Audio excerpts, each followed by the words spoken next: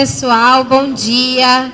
Bom dia a todos e todas. Sejam bem-vindos e bem-vindas a mais uma edição do nosso Café com Alta Política. Então, vamos iniciar o debate nesta manhã. Quero agradecer a presença de vocês, desejar um bom evento. Eu sou Gisele, colaboro com o Instituto Alta Política. Quero agradecer também o nosso estúdio Rino de gravação, que irá gravar este evento para que a gente possa ter também este registro com alta qualidade, depois disponível no nosso canal do YouTube, Alta Política, e também nas redes sociais, Alta Política. Eu vou passar a palavra aqui para o Júlio Pujol, coordenador do Instituto, que irá dar bom dia para vocês. Obrigada. Bom dia, pessoal. Sou Júlio Pujol, coordenador do Instituto Alta Política e, enfim, um dos idealizadores aqui do café. A edição de hoje é a nossa edição 49. Faz praticamente 5 anos que a gente está com o café.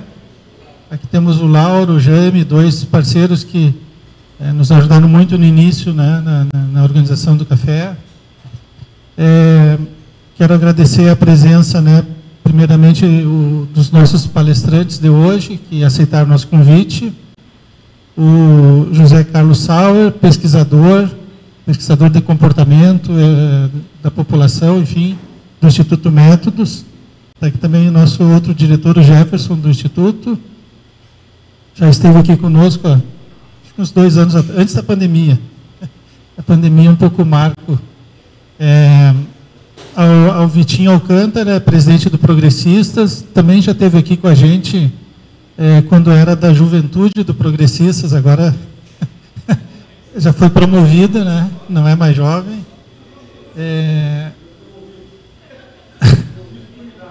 Por idade, por tempo de serviço. Agradeço também a presença do nosso prefeito Fortunati, que já foi vereador, prefeito, deputado, secretário de Educação e secretário de Planejamento, tantas coisas. Eu acho que é conhecido de todos, né? Então, agradeço muito, Fortunati, ter aceito o nosso convite. Queria falar, claro, eu agradeço a presença de todos vocês, né? Porque eu sei o significado da presença de cada um. Não é uma coisa comum, assim, a gente acordar cedo, sair de casa de manhã, para vir numa reunião política dentro de um museu,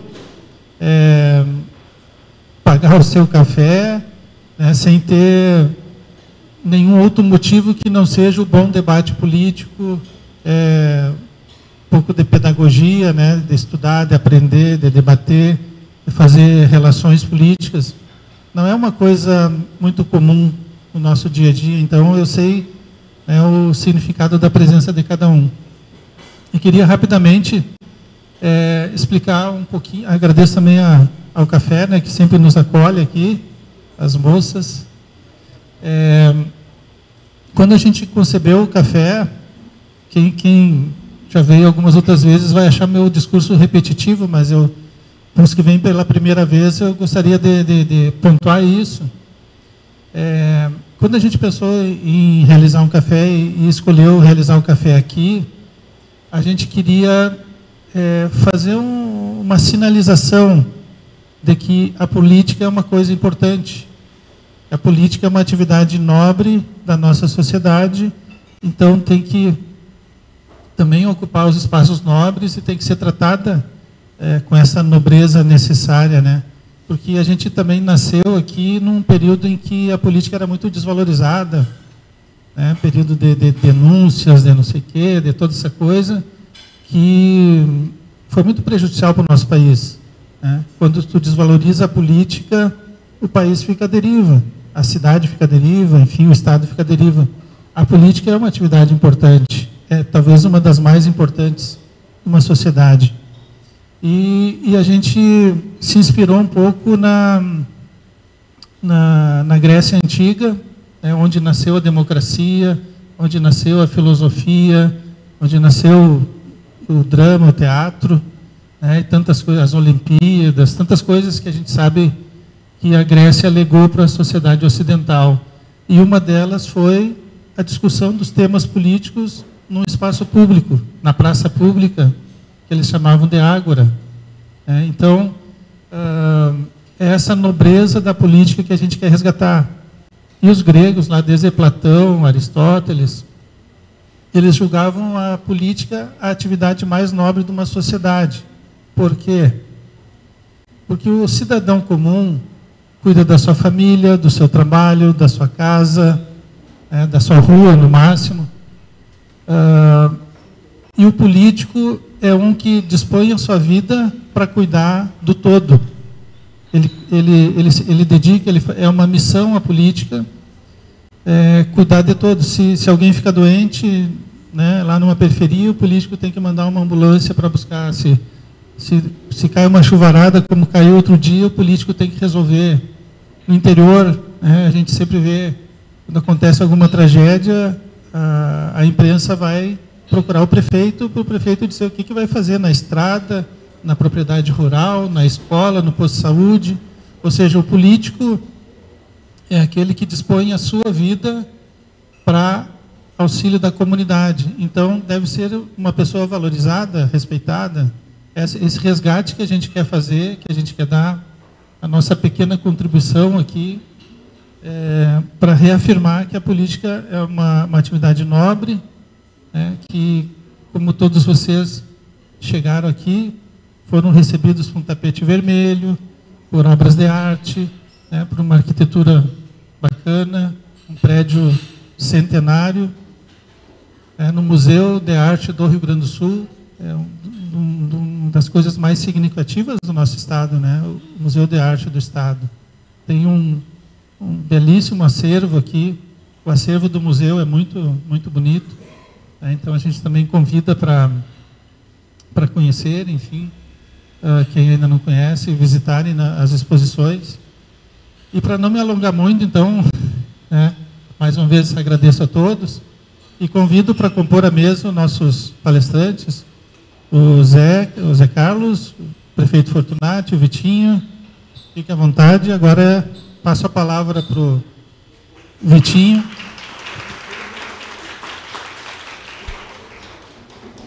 Nosso coordenador dos trabalhos. Obrigado.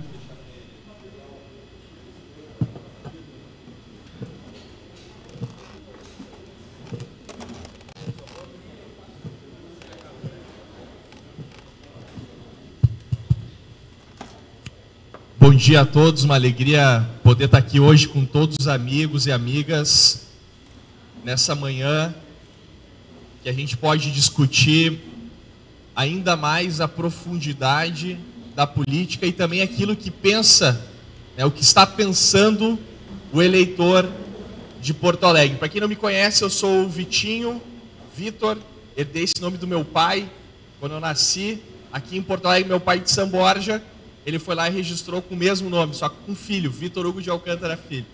Sou presidente do Progressistas, tenho 36 anos e é uma alegria estar aqui hoje também como publicitário.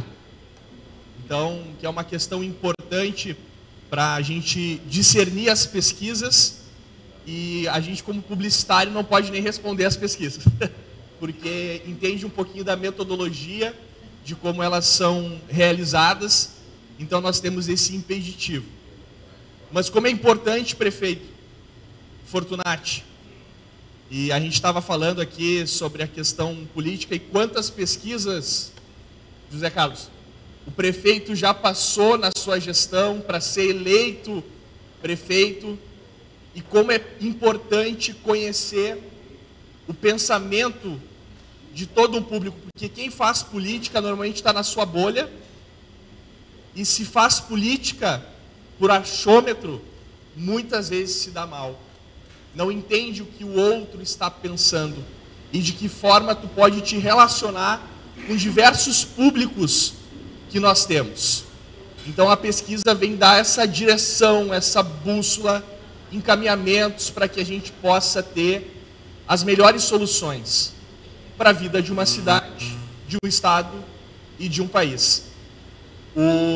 Agradeço ao Júlio, a Gisele também pelo convite de estar aqui mais uma vez. A última vez que eu vim eu era jovem, hoje eu não sou mais. Então, o tempo passa rápido, né, gente? Passa rápido. Eu não vou me alongar muito, para que a gente possa também aqui absorver todo o conhecimento desses dois painelistas aqui, que vai ser super importante. É muito importante que a gente diga que o Júlio apontou as dificuldades que nós temos na vida pública, né? E vejo aqui o Fortunati.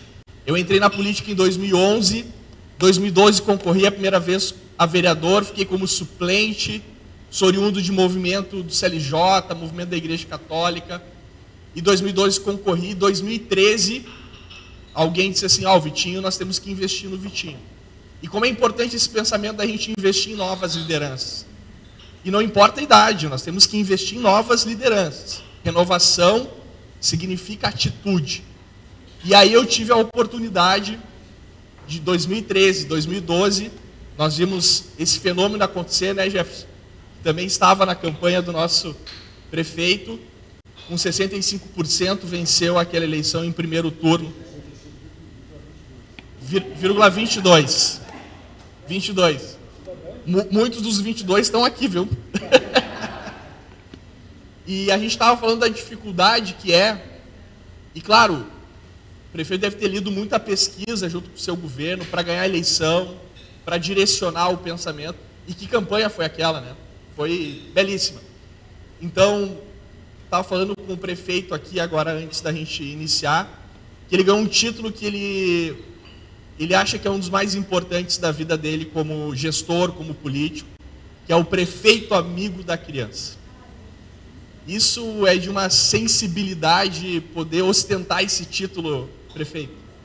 Porque ver como a política pode impactar profundamente, positivamente, a vida de uma sociedade.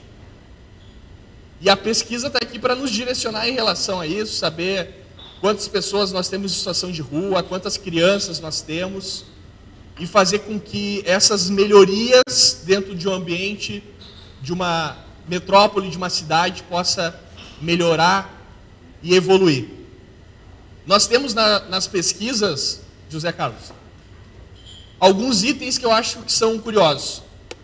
Se a gente for pegar um apanhado de todas as pesquisas que vêm sendo realizadas, as últimas eleições, nós temos, assim, até 2020, uma geração de 30%, 32% de brancos, abstensos e nulos. Pessoas até que saíram de casa, foram votar e não votaram em ninguém. Anularam o voto, votaram em branco. Então, 1/3 da população, isso é muito curioso, não vota em ninguém. Não vota em absolutamente ninguém. Então, são pessoas que, através de pesquisa, nós temos que saber qual a insatisfação que elas têm em relação à política e por que elas estão descrentes e por que elas não depositam o seu voto em ninguém. Em nenhuma pessoa. Não há nenhuma esperança naqueles 30 e tantos %. E nós vimos em 2020, José Carlos, esse número balizar ali pelos 40%, muito por conta também da pandemia, e talvez nós tenhamos vivido a eleição mais difícil, mais complexa de todos os tempos, onde tu vai fazer campanha e a pessoa não quer nem pegar o teu folheto. Já não quer pegar numa eleição normal, quanto mais numa eleição de pandemia, que o vírus pode estar sendo transmitido também pelo material. E aí é muito importante também, quando a gente vê na pesquisa, os não sabem, não opinaram. Eles não pensam nada sobre aquele cenário, sobre aquele aspecto do que está sendo consultado. Nós temos hoje, e quero te escutar aqui, estou muito curioso para te escutar, que é muito importante, e pesquisa não é caro. Caro é não saber o que as pessoas estão pensando. Isso é muito caro. E saber de ti, assim, José Carlos, um pouco mais do que esse eleitor, que hoje se divide muito numa polarização. São Paulo fez um levantamento, onde 54% ou são petistas ou são bolsonaristas. Então nós vivemos um momento de polarização extrema.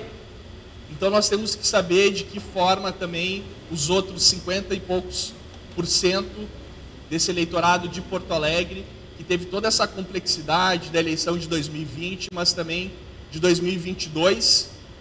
E aí tu cita numa das pesquisas ali a questão do Eduardo Leite, do fio na navalha que o Eduardo Leite fez, tanto em 2018 como em 2022, de não se posicionar, né? Ele até tem uma propaganda de, se falam isso, eu sou de esquerda. Se falam aquilo outro, eu sou de direita. Então, esse fio da navalha para que se possa, então, se estabelecer dentro de um cenário. E como o eleitor percebe as decisões de um gestor, de um político, como também foi na eleição presidencial e na eleição para o governo do Estado, onde o Eduardo Leite renuncia, e aí mais um dado da tua pesquisa, que a gente pôde verificar, e aí um candidato governador ou um governador candidato. E também por 2.000 votos, ali no fio da navalha novamente, foi ao segundo turno e por um posicionamento também venceu a eleição. Então eu estou muito curioso para saber o que pensa o eleitor de Porto Alegre, e eu gostaria de enaltecer aqui, porque foi o meu primeiro prefeito. Em 2013 eu trabalhei como gestor de democracia participativa aqui, Felipe, que é o nosso presidente do EPIM. Tem muita gente que eu quero depois citar aqui, que eu acho que é importante, que tive a oportunidade de aprender política com as maiores lideranças dessa cidade, que são as lideranças comunitárias. E o prefeito Fortunati era o prefeito, e eu quero aqui enaltecer muitas das coisas boas, da autoestima que essa cidade vive, está vivendo, porque lá atrás, um homem alto teve a coragem de fazer com que a Copa do Mundo fosse uma grande oportunidade para colocar a nossa cidade nesse futuro, nessa perspectiva que nós estamos vivendo. Então, a Orla, tudo isso, o prefeito Fortunati, junto com o seu vice Melo, conseguiu produzir, e hoje a gente vê os efeitos de tanta coragem, porque se na vida pública não tiver coragem, as coisas não acontecem. Então, eu quero aqui enaltecer, porque é uma pessoa que eu admiro, me espelho, e é muito bom hoje estar sentado aqui ao lado dele, como presidente de um partido, né? Um menino lá que era super envergonhado, tinha vergonha de se expressar em público, hoje presidente de um partido, e poder exercer um papel de liderança na nossa cidade, com muita humildade e sempre se colocando à disposição e a serviço de todas as pessoas nesse bem comum que nós queremos agora, então, ouvir o José Carlos, e depois vamos ouvir os comentários do nosso prefeito Fortunati aqui, sobre essas pesquisas, sobre essas impressões, que são tão importantes também, para que a gente possa balizar depois também os questionamentos que vêm de vocês, para que a gente consiga dialogar e produzir muito conteúdo, muita informação, pensamento crítico, muitas reflexões também, para que a gente possa sair daqui com pensamento na cabeça do eleitor.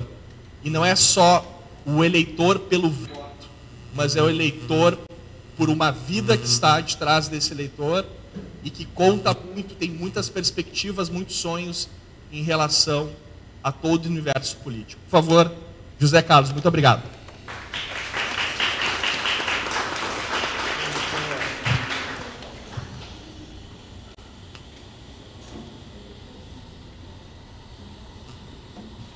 Bom dia.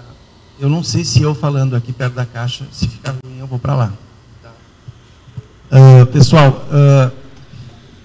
eu preciso que tu apague as luzes. Isso tá bom. Todos veem bem aqui a minha tela? Conseguem enxergar ela bem? O Vitor e o Júlio subiram a régua da apresentação, então minha responsabilidade só faz aumentar. O que eu queria colocar para vocês? Primeiro, agradecer, prefeito, a sua presença, Vitor e Júlio, pelo convite, e no nome de vocês, agradecer a presença de todos hoje de manhã. Nós vamos falar de um tema que me é muito caro, que é comportamento eleitoral. Isso não é um tema muito conhecido no Brasil, não é um tema que tenha muita gente trabalhando, mas é um tema ao qual eu me dedico já há mais de 2 anos e que me permite trazer para vocês uma série de dados que vão ao encontro do que o Vitor falou, e vão permitir que a gente conheça melhor o funcionamento e o comportamento do nosso eleitor, e eu vou falar sempre a partir da capital. Nós temos alguns desafios, eu vou botar vocês para trabalhar um pouquinho, tá? Nós temos aí, para que eu seja compreendido, eu preciso que vocês entendam 3 conceitos. Eu vou apresentar eles. Se vocês, por acaso, ficarem em dúvida, me sinalizem, eu explico novamente. Por que é importante? Para que o restante da apresentação seja compreendida. E vocês não fiquem com dúvida para chegar lá no final e dizer, não entendi tal etapa. Ok? Então, vamos lá. Comportamento eleitoral é uma área que deriva da filosofia, só para vocês se situarem, ela não está na ciência política, tá? Ela vem da filosofia política. E é o estudo do processo de formação e de expressão das preferências individuais. Nos interessa conhecer o indivíduo aqui. Essa questão me acompanha há muito tempo, porque é que o eleitor vota como vota. Eu acho que todos nós que lidamos com esse ambiente político temos esta curiosidade e queremos sempre entender melhor. Então, assim, nós já sabemos que, enfim, classe, religião, questões étnicas, raciais, questões econômicas, né, lugar de residência, são influenciadores do voto, né? Não é à toa que as prefeituras começam a arrumar a cidade na véspera da eleição, né? A gente tem isso como um hábito, inclusive. Porém, eu trago para dentro do nosso estudo 4 temas que são aqueles aos quais eu me dedico, que é a frustração, e aí eu acho que a gente começa a responder as questões que o Vitor nos colocou, o ódio, o medo, e eu trago a perplexidade, que até vem de um autor que eu estou estudando agora e que, de certa forma, vai amarrar essa conversa. Conceitos, pessoal. Eu vou apresentar para vocês um conceito de desalento eleitoral. É um conceito que eu utilizo, não é algo que esteja aí na... Entendeu? Pode falar.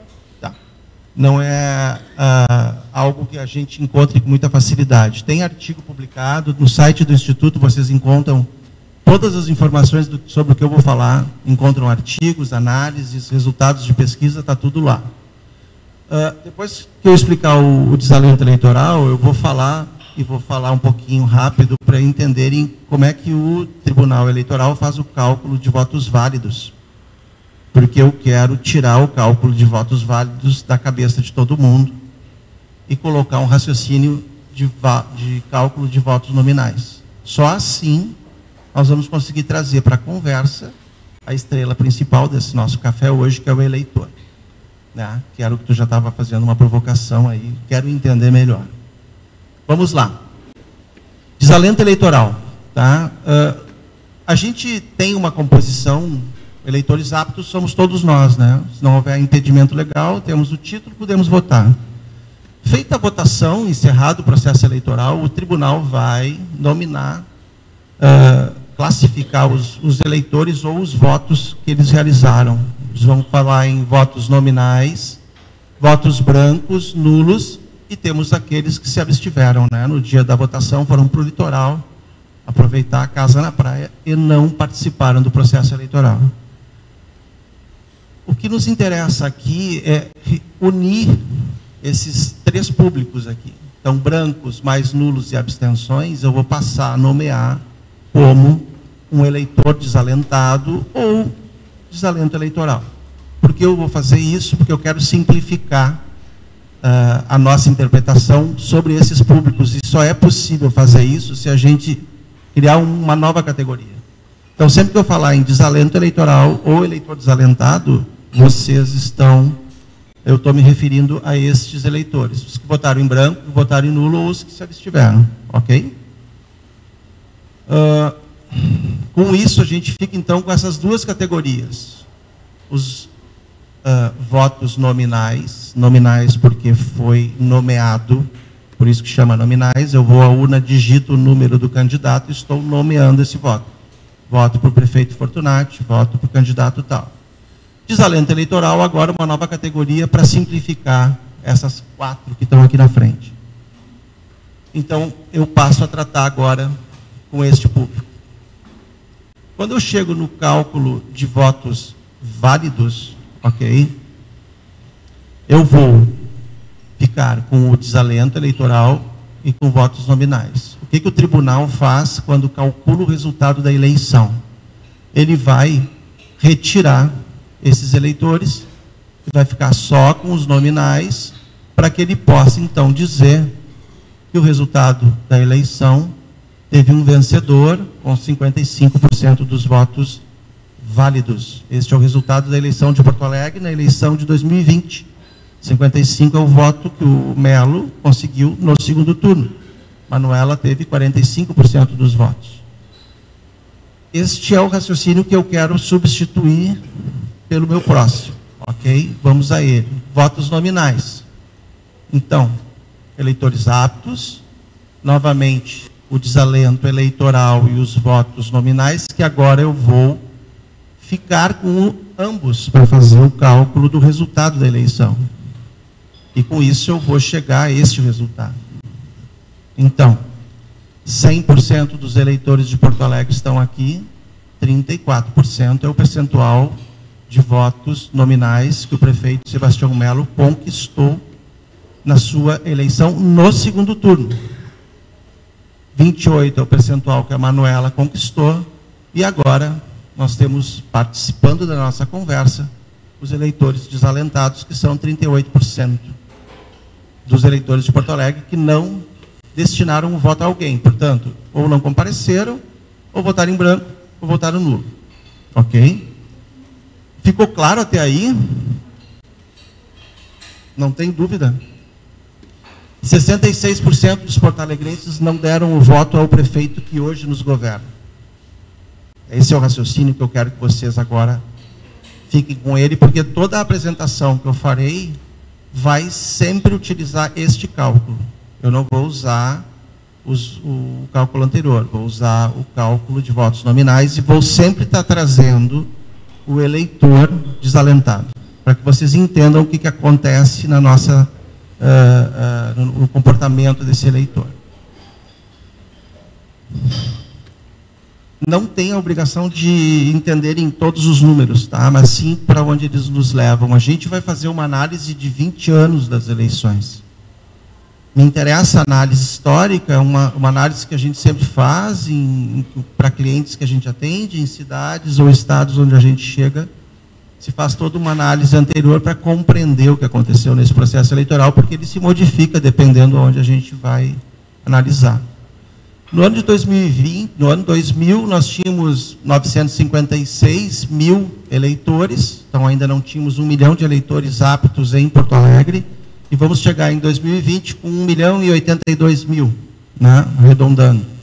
Então há um crescimento do número de eleitores aptos a participar do processo eleitoral. Em amarelo são os nossos votos nominais, que ao longo dos 12 anos que vão de 2000 a 2012 estão estáveis. E a partir de 2013, 14, a gente começa a ter um declínio na participação e fatalmente um crescimento exponencial a partir de 2012 dos eleitores desalentados. Observem, quando a gente fala 38%, parece simples, né? 38%. 433 mil eleitores não participaram da eleição em Porto Alegre no ano de 2016 e 404 mil no ano de 2020. Mesmo com a pandemia, observa, mesmo número de eleitores aptos, mas a pandemia está influenciando e ainda há uma pequena redução na participação. Ou seja, a gente chega a casa... E aí o Vitor já antecipou o meu número de praticamente 1/3 dos eleitores que está se retirando do processo. A gente sabe por estudos, por acompanhar, por fazer trabalho com este público, de que o eleitor que vota branco nulo, em grande parte, não é porque ele não gosta do candidato ou porque ele não tem uma opção.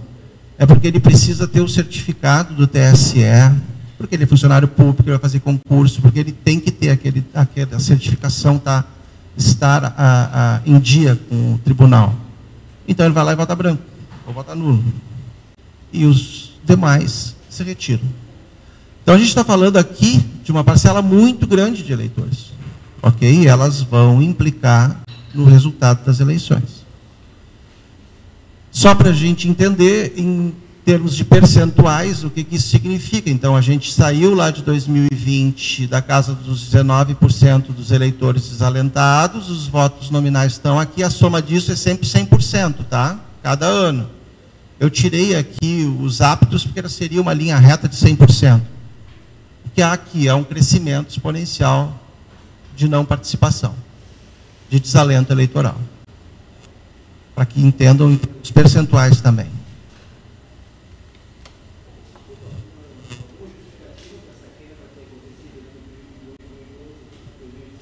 É onde a gente vai chegar agora. Não tem problema. Então, assim, é óbvio que é necessário compreender isso, por isso estudar comportamento eleitoral, ou, como eu gosto de chamar também, comportamento político. Porque não adianta só medir disputa. As pesquisas tradicionais, comentava com o prefeito Fortunati antes, elas fazem um olhar para o futuro, eventualmente, muito para o presente, no dia que ela é feita, mas elas medem disputa, medem aprovação, medem like, né? Aprova ou reprova? Né? Bom, ótimo, regular, isso não nos diz mais nada hoje em dia. É necessário fazer um olhar um pouco mais profundo, né? E com mais atenção a esse eleitor para compreender o que o senhor acabou de me questionar. Eu trago alguns eventos que eu entendo que são influenciadores desse período e que a gente tende a esquecer. Junho de 2013, manifestações. A minha sorte é que eu estou sentado com um único prefeito de Porto Alegre que estava prefeito quando houve as manifestações. O prefeito Fortunati tem uma experiência, né, e sabe o quanto a política foi pessoalizada nesse momento. Né? Teve o seu prédio atacado, me lembro, lá à noite. Né? Então, eventualmente, eu não encontro o prefeito na prefeitura, eu vou na sua casa. 2013, a falência, na minha avaliação, daquilo que os partidos políticos representavam, não representam mais. Eu vejo propaganda de partido, venha conosco, representamos isso aqui. O eleitor não está mais olhando para isso. Os partidos perderam a sua função, perderam a sua identidade. E vimos isso nas manifestações, né? Vocês lembram o quanto algumas bandeiras partidárias tentaram ingressar nas manifestações e foram afastadas pelo próprio público que estava ali. 2000 em março inicia a melhor minissérie de mais sucesso que o Brasil já teve. Não há outra com tantos capítulos e eu duvido que alguém aqui tenha perdido um capítulo. Todo mundo estava no dia seguinte esperando qual era a próxima prisão, qual era o próximo apartamento com dinheiro, joias, seja lá o que for, o que iria acontecer.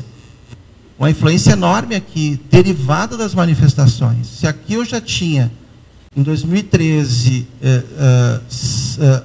sendo demonstrado por uma parcela importante de eleitores, a gente tem pesquisa feita nas manifestações aqui em Porto Alegre, que eu estou insatisfeito, a Lava Jato vem para chancelar isso e demonstrar que a gente está diante de um sistema político corrompido e com N problemas. E ela é longa, nós falamos dela até hoje. Agosto de 2016, o impeachment da presidente Dilma, segundo impeachment do Brasil, pelo menos, né, no momento em que a gente sai da ditadura, e hoje colocado em dúvida pelo atual governo, inclusive. Então vejam que, se coloquem na condição, eleitores somos todos nós, mas nós estamos aqui debatendo esse assunto. Para quem é leigo, o cara olha e diz, esse negócio não tem mais sentido, porque então agora a presidente foi cassada, não foi cassada, foi um golpe, começa a virar uma confusão. Eu não estou fazendo um juízo de valor sobre o evento, só colocando para vocês o quanto isso vai criando um descrédito nesse meio. Maio de 2018, greve dos caminhoneiros. Eu e o Jefferson ficamos 9 horas no aeroporto de Brasília aguardando que se fosse decantado o combustível do avião. Nós estávamos indo para o Acre. Nestas regiões do Brasil, o que nós encontrávamos? Um apoio maciço da população, diferente daqui do Sul, aos caminhoneiros, mas veja, não um apoio no sentido de que eu apoio a tua reivindicação. Não. Eu me identifico com ela porque ela também é meu problema. Identidade, gente. Tem que se perceber isso. Tem pesquisa do Instituto feita no Brasil com este público. Financiamento público de campanha. O que acontece depois de 2014, com o início da Lava Jato? A gente vai ter uma modificação no processo de financiamento dos partidos. Certo? E por que eu trago o financiamento público de campanha como um evento que não é um evento público, é um evento quase que de interesse dos políticos e dos partidos? Porque, na minha avaliação, o que acontece é que os partidos perderam a sua legitimidade a partir daí. Passam a ser instituições de governo, porque eu tenho financiamento. Se eu tenho o cofre com o dinheiro suficiente para lançar um candidato, por que eu vou ter que ter um candidato que, vou usar aqui, prefeito, como exemplo, se apresente à sociedade e seja competitivo, demonstre aos seus pares que tem habilidades o suficiente para ser um prefeito, ou um governador, ou seja o que for, ele simplesmente é escolhido no café da manhã por uma simpatia entre os seus pares. E eu acompanhei eleições ao longo dessas últimas 2 eleições, quando a gente tem o financiamento implantado já em 2018, que revela exatamente isso. Tu tem candidatos, né? Padre Kelman tinha o interesse em ser presidente ou ele tinha um outro papel? Um exemplo mais recente, tem tantos outros que a gente pode utilizar. E isto passa a ser muito mais forte com o financiamento público de campanha. Então, se aqui em 2013 eu tenho uma perda da identidade partidária, a partir daqui eu tenho quase que um clube funcionando. O partido se afasta da sociedade. E vocês estão no meio político, me corrijam se eu estiver equivocado. Parece que não. Vamos aqui à pandemia do coronavírus. Nós tivemos a primeira eleição, e espero que a última da nossa história, em que a gente viveu uma pandemia. Por isso que eu tenho nomeado os prefeitos eleitos em 2020 como os prefeitos da pandemia, porque eles têm um evento que implica o resultado da eleição. Imediatamente existe uma certa fragilidade nesta eleição. Eu vou tentar mostrar isso para vocês. Tudo isso, gente, está colocado neste período de tempo. O Júlio me questionou, mas disse, Carlos, por que não trouxe a eleição presidencial? Júlio, eu abro um braço de mais um campo de debate que talvez não tenhamos tempo para fazer. Poderia trazer? Sim. Vocês talvez tenham outros eventos na mente, putz, mas aconteceu tal coisa. Também. Eu escolhi aqueles que eu entendo que são modificadores de comportamento. Ok? E, inclusive, o financiamento público de campanha, ele modifica o comportamento do político, não do eleitor. O que nos espera e o que nos reserva para 2024? Nós vamos ter a primeira eleição do Brasil com a participação da inteligência artificial. É um tema distante para a maioria, um tema que já nos ocupa, um tema que nós já estudamos, mas ela virá com muita força e com narrativas que não vai ser criada por um homem de publicidade. E ela cria narrativas muito interessantes. Façam um experimento em casa para vocês verem. Então, assim, com estes eventos, o que eu estou tentando não é justificar, foi por motivo tal, não, eu estou dando para vocês elementos para que vocês façam essa reflexão de, olha só, não tem motivo mais de participação. Eu começo até a entender esse eleitor, do porquê que ele tem frases e colocações tão, né, decisivas quando se aborda em uma campanha eleitoral na tentativa de conquista do voto. Por isso que me interessa estudar esse comportamento e trazer para vocês, para um público maior, é sempre um desafio. De 2000 até a eleição da pandemia. Então, nós estamos tratando sempre de 20 anos de eleição, são 6 eleições nesse período, ok? Então, vivemos 6 eleições municipais. Eu não sou um especialista em PowerPoint, infelizmente, por azar de vocês, fui eu que fiz. Então, o bonito se aparecesse, né? O cara pisca o olho e vai aparecendo as coisas. Mas no meu caso, não vai ser assim. O que eu quero que vocês compreendam? Eleições, então, em verde, sempre é o vencedor da eleição. Em azul é o derrotado. Em amarelo são os eleitores desalentados. Todo mundo já está vendo que a gente tem problema aqui. Eleição de 2000, Tarso Colares, Fogaça e o Ponte, em 2004, Fogaça no PPS, depois no MDB. 2008, Fogaça e Maria do Rosário. 2012, prefeito Fortunati. Único dessa série histórica que obtém uma vitória de primeiro turno. Observem, gente. Vocês falaram antes aqui, o prefeito deu a vírgula do seu resultado. Eu estou trazendo o cálculo do voto nominal. Porque eu preciso que aqui esteja o eleitor desalentado. Aquele 26 é duas vezes. 26% de desalentados e 26% a soma dos votos de todos os opositores que foram derrotados pelo Fortunati nesta eleição, no primeiro turno. Marquesan e Melo. Matematicamente, Marquesan perdeu a eleição. Sei que parece estranho, mas 40% praticamente, 39% dos nossos eleitores não participaram daquela eleição. Quando a gente vai para o Sebastião Melo e para a Manuela, a gente tem um pequeno declínio, mas a casa, em termos de margem de erro, se eu fosse usar um exemplo de uma pesquisa,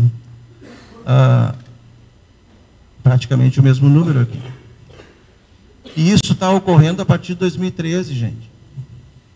Certo? Então, o que eu quero trazer para vocês, e eu até comentava ontem, eu conversei com o prefeito para ele ter uma ideia do que iríamos falar. Eu digo, não interpreta a minha palavra, as minhas colocações assim, literalmente. Eu entendo que aqui a legitimidade da disputa eleitoral.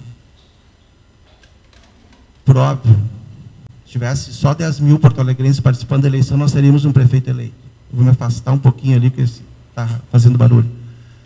O que eu quero dizer é que aqui nós temos um grande contingente de eleitores participando do processo de disputa, envolvidos na disputa, fazendo uma escolha.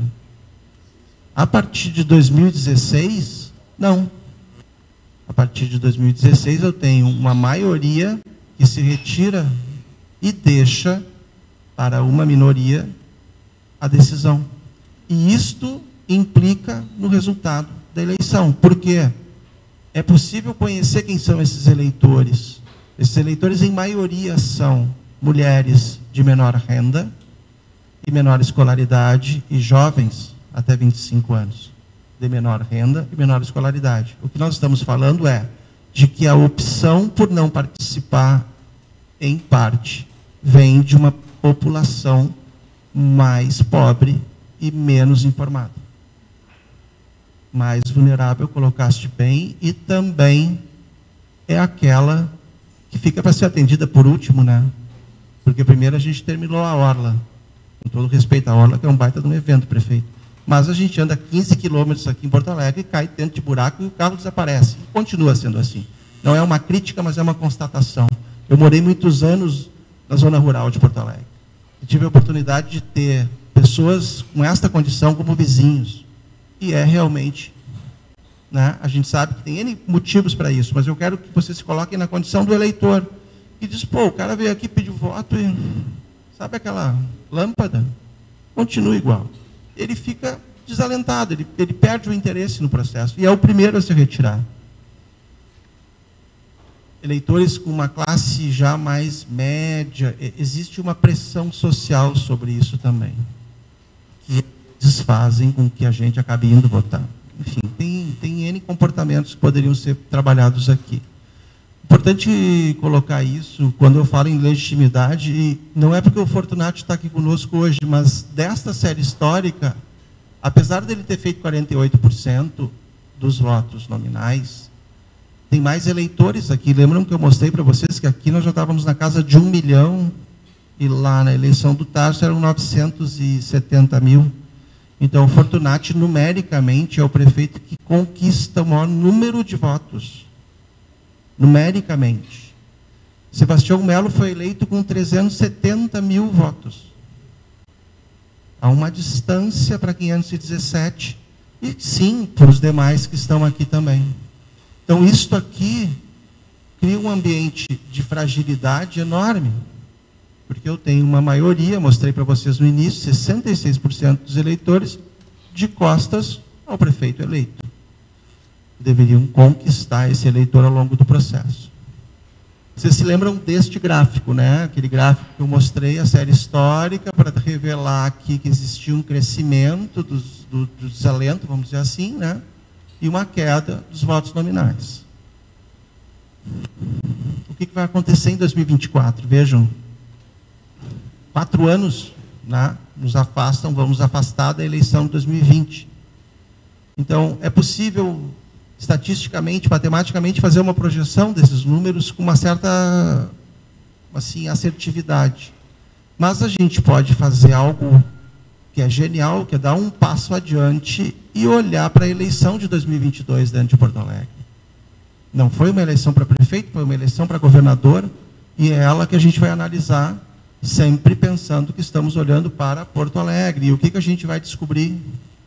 Nós vamos descobrir que na eleição de 2022, os eleitores desalentados diminuíram a sua posição e retornaram a uma participação de quase 10 anos atrás. Entendam, eu estou desalentado, mas eu não estou desatento. Né? Não me tira para trouxa, cara pálida. Eu estou olhando o que está acontecendo e eu vou me manifestar, se for necessário. Me corrijam aqui, mas quantos vocês conhecem que não votavam mais e foram carregados para dentro das urnas na eleição passada? A minha mãe tem 86 anos, foi isso. Coitadinha, levaram na marra. Não fui eu que levei. É um voto necessário. Então, há a possibilidade de retorno para 24, olha, se me parece que sim, temos elementos numa disputa, temos justificativas, o que está implicado aqui, ó? Ódio, me corrijam, medo, frustração e perplexidade. É um absurdo o que está acontecendo, eu vou me envolver nesse negócio. Vejam que não adianta dizer, vou fazer barragem, discurso não pega mais. A eleição para governador tem esse exemplo assim, é lúcido olhar para a eleição para governador, é uma aula olhar o que aconteceu no histórico e na última eleição. É um aprendizado do que não fazer. 2024 pode ter uma modificação significativa, porque o que a gente está falando é, saímos de 404 mil que não se envolviam, desalentados, já caiu para 295. Isto pode ser uma tendência, olha, aqui é um rompimento com um comportamento que estava estável durante esse período de 16 a 20. Em 22, ele modificou. Vai seguir modificando? 2024 a gente volta a falar aqui de novo, eu conto essa história. Mas dá para compreender o que esse eleitor está disposto a fazer, estudando e investigando, e as pesquisas aí como ferramenta vão nos auxiliar muito. Eu vou trazer agora, para finalizar, algumas conclusões para vocês. Essas conclusões, elas estão organizadas, então, por aquilo que eu consegui apresentar para vocês sobre esse conceito do desalento eleitoral, por pesquisa. Tem uma pesquisa realizada em maio, agora aqui em Porto Alegre, pelo Instituto Método, está divulgada no site da empresa, todos os dados, com análises para consulta, para, enfim, quem quiser e tiver curiosidade. Dados secundários, como que a gente pode aprender com dados secundários? Foi o que a gente fez. Nós olhamos para os dados que o TSE nos disponibiliza. Eles não estão organizados assim, mas eles estão lá, podemos consultar. E o desafio que eu proponho, que é compreender o quanto o retorno desses eleitores desalentados implica nos resultados de eleição e coloca ameaças sobre o processo eleitoral. E agora a gente partindo, e eu não tenho como evitar isso, tentei ao máximo evitar aqui, fazer uma pessoalização dessa apresentação, Mas, para fazer conclusões sobre a disputa eleitoral em Porto Alegre, eu tenho que trazer o prefeito, porque ele é o grande ator desse jogo. A movimentação do prefeito, inclusive, define sua oposição, né? Então, o que eu vou fazer? Eu vou trazer 4 eixos de análise, elas são, na minha avaliação, muito interessantes. Com isso, eu vou encerrar, e aí, então, a gente abre para debate. Quais são as forças que eu entendo que existem no processo eleitoral e que poderiam ser utilizadas pelo próprio prefeito ou pela sua oposição? As pesquisas que o Instituto realizou, que a Metros realizou, nos indicam que em torno de 230 mil eleitores votariam em um candidato apoiado por Bolsonaro. Não é que assim, lancei alguém e todos apoiam. Por óbvio, tem que fazer uma escolha, né, bem organizada. Mas esse eleitor vai dar atenção pela indicação. É voto suficiente para levar para o segundo turno. Transversalidade do voto. Quando eu pego uma régua ideológica bem simples, eu não botei aqui, mas eu falo, pensem numa régua de 1 a 10, ok? Onde 1 é extrema esquerda e 10 é extrema direita. Se eu der a régua a vocês vão se posicionar dentro dela, vamos dizer, eu sou 4, sou 5, sou 8, sou 10. Quando eu pego esta informação e sobreponho a ela as citações, a menção estimulada de uma pesquisa de disputa eleitoral, e no caso coloco o prefeito Melo, os votos do prefeito Melo nesta régua, o que eu vou descobrir? Que o prefeito é um prefeito com um voto principalmente de um eleitor de centro, onde estão a maioria dos eleitores. Em torno de 50% dos eleitores do Melo estão ao centro. Mas ele também faz voto na esquerda, extrema esquerda, e também faz voto na direita. Por isso que eu digo que é uma transversalidade. Ele sai da esquerda à direita e percorre toda essa régua coletando votos. É um dos votos tecnicamente mais difíceis da gente analisar e de criar estratégias. Por quê? Um passo muito à direita atrapalha o voto que está ao centro. O Onyx é um candidato, e foi testado por nós, com votos à direita, ele não tem voto à esquerda, e tem uma miséria de voto no centro. Tem identidade ideológica, né? Então vejam como isso é complicado na medida em que eu pego a possibilidade de construir uma estratégia de uma disputa eleitoral. E por isso que eu entendo que as pesquisas tradicionais não respondem mais ao que a gente precisa. É um conhecedor, o prefeito Melo é reconhecido como um conhecedor dos problemas da cidade, inegavelmente, né? E ao ser um conhecedor dos problemas da cidade, não pode nem dizer eu não sabia, né? Não, tu sabe, só não fez nada. E aí o eleitor faz exatamente essa fala. Como que não sabe? Ele conhece tudo. E tu fica com uma situação frágil de argumentação. E é reconhecido pelo eleitor que o avalia com nota 6 ou 7 como um gestor ativo e competente. Mas eu tenho que ter uma nota alta para ter esse reconhecimento. Quando ela desce, aqui é crítica. Quem dá 6 ou 7 é um percentual muito menor de eleitores do que a maioria que dá até 5. Nós fizemos a divulgação do ranking das prefeituras da região metropolitana, uma iniciativa nossa, do Instituto, inédita. Ninguém faz isso, porque não interessa revelar essa posição. A nós interessa, sim, por um motivo. É mediana a avaliação dos prefeitos da região metropolitana, com poucas exceções. A gente, como eleitor, não deveria aceitar isso. E o pior, os prefeitos também não. Mas não é o que a gente acaba encontrando. Estão cômodos nessa situação. Tá? Vamos olhar para as fraquezas. Melo é o prefeito eleito no segundo turno com a menor votação das últimas 4 eleições. Em termos numéricos, e por isso que eu precisava que vocês viessem com os votos nominais para a cabeça, 370 mil votos. Né? Venceu com a menor diferença percentual para o segundo colocado nas últimas eleições, 62 mil votos. Né? Uma votação para 1 milhão de eleitores, pequena. Onyx e Bolsonaro, apoiados por ele, saíram derrotados da capital. Então, não me parece que houve transferência de voto e foi um apoio que saiu derrotado. Né? Ao correr o risco do apoio, eu também tenho que apontar o motivo do que aconteceu e indicar isso como uma derrota. E é um prefeito nota 5,5. Tá? A média dos prefeitos de 14 cidades avaliadas por nós que foram uma escolha, com exceção de Porto Alegre, que é a capital, as demais foram sorteadas, é 5,7. Então, o prefeito está abaixo da média, né? Meu filho viu isso e disse que não ia passar no ano da escola. Digo, é verdade. Oportunidades. Existem eleitores do PT que votariam em um candidato que não seja apoiado por Lula. Sim. Nem todos os eleitores que votaram em Lula votaram porque gostam dele. O ódio movimentou, o medo movimentou, e para o Bolsonaro segue o mesmo raciocínio. Existem eleitores que votariam em um candidato apoiado por Bolsonaro. Nós já falamos no número lá. Esse número pode aumentar ou não? Ocupar o campo político que pertence à extrema-direita é uma oportunidade. Está órfão de representante. Pode até ter algum representante escondido dentro de algum gabinete pensando nisso. Mas tu vai ao eleitor, fala com ele, ele diz, não sei, não conheço ninguém. Conquistar o apoio de eleitores desalentados. Importante, tá, pessoal? Eu sempre reforço isso. O eleitor desalentado é o eleitor mais difícil de ser conquistado. Ele não é um eleitor para ser conquistado nos 45 dias da campanha eleitoral. A gente tem alguns clientes que têm essa leitura, têm essa percepção e trabalham desde o primeiro dia do seu governo, do seu mandato, no sentido de fazer essa conquista. Porque ela é longa. Não é uma conversa simples de fazer.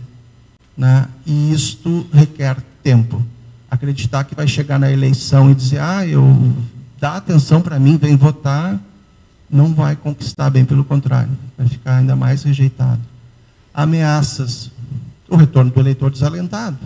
Olha, agora também é uma ameaça. Porque se ele não deu o voto ao atual prefeito, o que ele fará quando retornar? Ele vai olhar para esse mercado político e fazer uma nova escolha? O Lula venceu na capital, apesar do apoio do Melo, então eu estou trazendo a inversão do apoio. O Onyx ficou em terceiro lugar na disputa em Porto Alegre. Entendam a responsabilidade dessa manifestação, é isso que eu quero que vocês pensem sobre esse aspecto. 288 mil eleitores de Lula em Porto Alegre votariam em um candidato apoiado por ele. E existe espaço, como eu já coloquei antes, para o lançamento de uma candidatura de direita, por que não? Não quer dizer que ela vá se sagrar vitoriosa, mas ela está órfã, como eu já falei. Com isso eu vou concluir, agradecer a paciência e ao tempo e devolver a palavra para o Vitor para a gente prosseguir. Muito obrigado.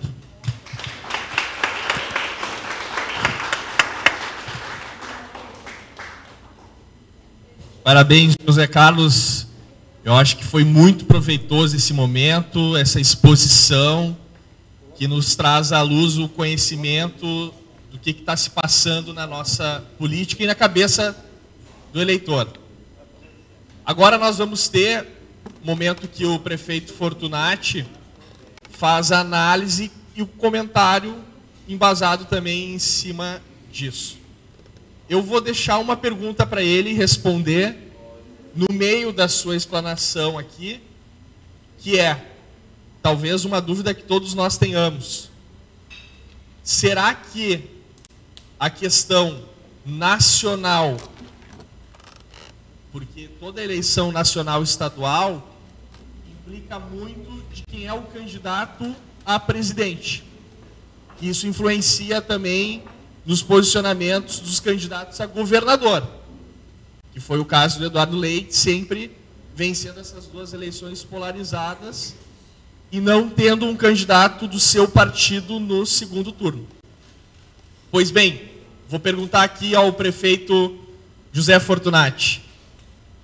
Essa questão nacional vai influenciar de que forma a eleição municipal de 2024? E qual será a profundidade desse impacto que o senhor enxerga? Então, passo a palavra aqui para o mais alto prefeito que essa cidade já conheceu, em alta política, um alto homem e extremamente competente, prefeito José Fortunati.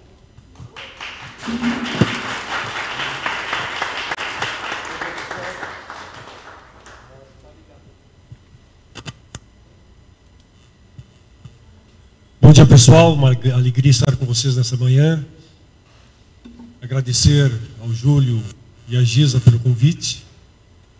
É extremamente importante que nós tenhamos realmente alguém se preocupando em fazer o bom debate. Acho que tem um consenso entre nós de que o que falta nesse país, nesse momento, uma das coisas fundamentais da política é fazer o bom debate. As pessoas não mais fazem debate, as pessoas se xingam, as pessoas se agridem, as pessoas não querem ouvir razões. Cada uma virou senhora da sua razão, verdades absolutas, e isso a pequena emburrece a política como um todo. Então, o Instituto Alta Política merece aqui realmente meu aplauso, porque tem, de forma consistente e periódica, procurado fazer essa reflexão, extremamente importante. Segundo, agradecer ao Vitinho, querido amigo de muitos anos, parceiro de governo e parceiro de caminhada. Isso é extremamente importante ser ressaltado. Quero destacar o Sauer, porque ontem, ao analisar a pesquisa, nós fizemos um pequeno encontro, até para ter uma ideia de como seria a dinâmica. Ele traz um conceito novo, que é um conceito não utilizado normalmente, que é exatamente o do desalento eleitoral. Nós temos, quem conhece a expressão desalento, sabe que nós temos desalento em toda pesquisa sobre o mercado de trabalho. Isso é normal, o IBGE cabe exatamente. O que é o desalentado no mercado de trabalho? É aquele que não tem condições sequer de sair de casa para buscar emprego. Está desalentado, está prostrado, não tem dinheiro. Desalento eleitoral não é a mesma coisa, mas o resultado é o mesmo. Então, o Sauer começa trazendo isso. E quero agradecer a presença de todos vocês, porque eu acho que nós estamos exatamente no momento para que a gente possa começar a pensar um pouco mais. Eu, na verdade, queria ter até a apresentação. Eu gostaria de pensar algumas coisas sobre ela. Tá bom, senta aí.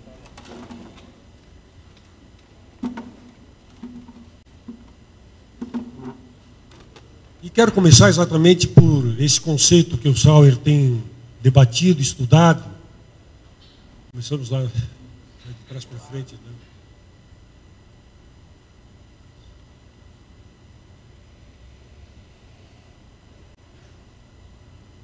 Bom, enquanto isso, obviamente, eu vivo a pesquisa há muitos anos. Só para ter uma ideia, durante os meus 7 anos de governo, as pessoas ficam sabendo somente de pesquisas quantitativas. O que é a pesquisa quantitativa? É aquilo que é publicado. Fulano de tal tem tanto por cento, fulano de tal, o governo é aprovado por tanto, etc. Durante os 7 anos de governo, nós tínhamos um instituto de pesquisa, que não era o Métodos. Nós tivemos um instituto de pesquisa que a cada 3 meses fazia uma pesquisa quantitativa e qualitativa. Para quê? Para exatamente mostrar, não somente para o prefeito, mas para o núcleo central de governo, como é que estava a cidade. Como é que o cidadão vê a coleta de lixo, como é que o cidadão vê a saúde pública, como é que o cidadão vê a educação pública, assim por diante. Aí tu só consegue traduzir isso e ter uma compreensão ampla sobre isso com pesquisa qualitativa. Então, um exemplo concreto. Por que a pesquisa quantitativa, ela esconde, na verdade, às vezes, indicadores fundamentais. Na área da saúde. Nós lidamos com que saúde? Nós lidamos com a saúde da periferia. Fundamentalmente, nós lidamos com a saúde das vilas populares de Porto Alegre, na sua essência. Temos outros equipamentos, mas é lá que a nossa presença, a presença do município, se faz mais presente. Como é que a classe média, normalmente, depois da pandemia mudou um pouco, ela se relaciona com a saúde? Através dos convênios, enfim, ela não busca o SUS. O que a classe média para cima entende de saúde? Ela abre a 0 hora, quando a 0 hora mete o pau porque a emergência do hospital de clínica está lotada. A emergência do hospital Conceição está lotada. A pesquisa qualitativa, na verdade, ela desdobra isso. Tu percebe claramente que, porque a pergunta sobre isso, se ele, obviamente, se vale do Sistema Único de Saúde ou não. Então, quem nos interessa nesse caso é quem está se valendo do Sistema Único de Saúde, se ele está satisfeito ou não. Se simplesmente pegar o número total, eu vou entrevistar muita gente que só porque houve a gaúcha metendo pau na emergência, mas ela não conhece o que é a saúde pública lá na ponta. Nunca foi atendido pela saúde pública. E aí a gente percebe, no meu governo isso ficava muito claro, que esta classe média para cima reprovava muito a saúde pública, o SUS, e para baixo, nós ampliamos de forma fantástica, me orgulho muito disso, as unidades básicas de saúde. Nós tínhamos, quando eu assumi o governo, nós tínhamos apenas 4 unidades que atendiam saúde bucal, ou seja, que atendiam os dentes das pessoas. Isso sempre me incomodou, porque eu comecei meu trabalho comunitário na década de 70, lá na Vila Tronco, e o que chamava atenção era isso. As pessoas tinham um pequeno dente cariado, acabavam tirando o dente, extração de dente. Então eu passei de 4 unidades básicas de saúde atendendo saúde bucal para mais de 200. Então isso tem efeito. Tem efeito o quê? Da classe média não tem. Tem o efeito exatamente de quem usa o serviço.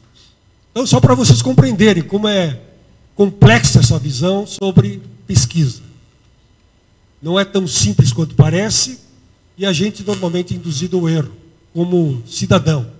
Quando lê uma pesquisa, é que serve o mesmo percentual, o mesmo número, acaba servindo para várias interpretações. Tu tem que fazer aquele que realmente interessa, especialmente para o gestor público.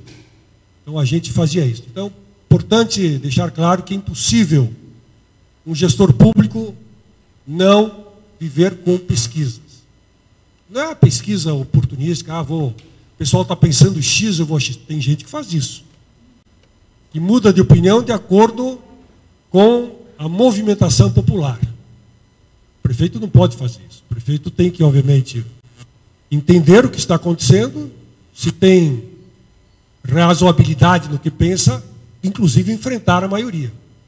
Dá um exemplo, porque eu gosto de traçar exemplos da vida real. Como é que decisões são tomadas pela pressão popular? Supremo Tribunal Federal, prisão do Lula, não estou entrando no mérito do que o Lula fez, não fez, estou entrando no mérito jurídico.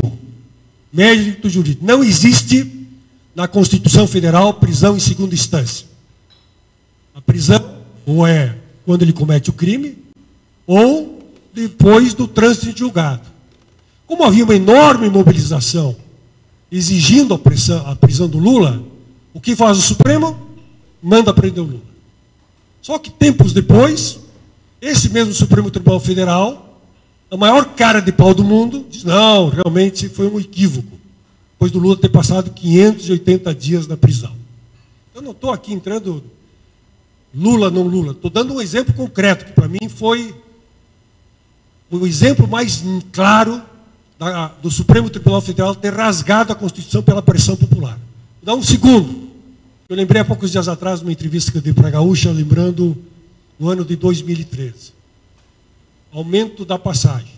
O reajuste da passagem, porque reajuste anual, de acordo com uma planilha muito transparente. Aí o Pedro Ruas entrou com uma ação para caçar o aumento. O juiz, em menos de 2 horas, deferiu. Não leu a petição, mas declara, devido à grande insatisfação popular.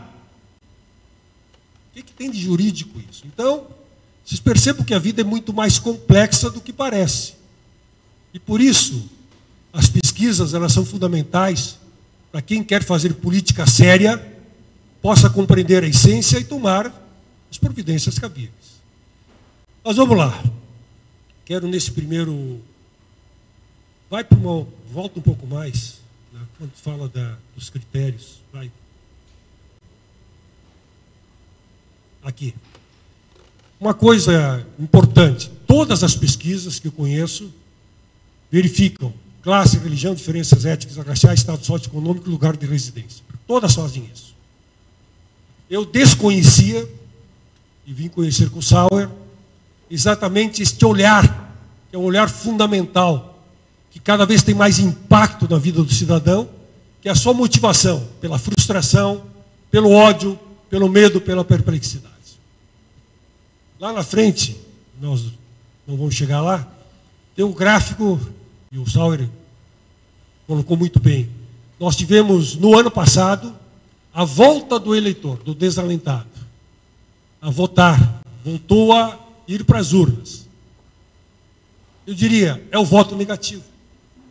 Porque as pessoas foram impulsionadas, não por acreditarem num candidato, mas na sua imensa maioria por derrotar o outro candidato. Eu via muito, andando, conversando com as pessoas, eu vou votar contra o Lula, não quero que o PT volte ao poder. Outros, eu vou votar contra o Bolsonaro, não vou admitir que o Bolsonaro continue. Isso para mim é um voto negativo, mas que acabou levando uma parcela considerável da população para as urnas, é indiscutível. Eu não sei se não foi uma maioria, inclusive, pela polarização forte que o Brasil realmente viveu. Eu era candidato, andei pela cidade, andei pelo estado, e era exatamente isso. Não posso, de forma alguma, permitir que aquele presidiário volte ao poder. O outro, aquele negacionista que matou, é o que a militância diz, tantos mil brasileiros, não pode continuar no poder. Isto é a política do ódio, que para mim reflete muito nesta ida para o processo eleitoral do ano passado. Mas volta aqui, vamos lá, que nós acabamos pulando, mas eu quero falar daqueles... Não, pode avançar mais para baixo.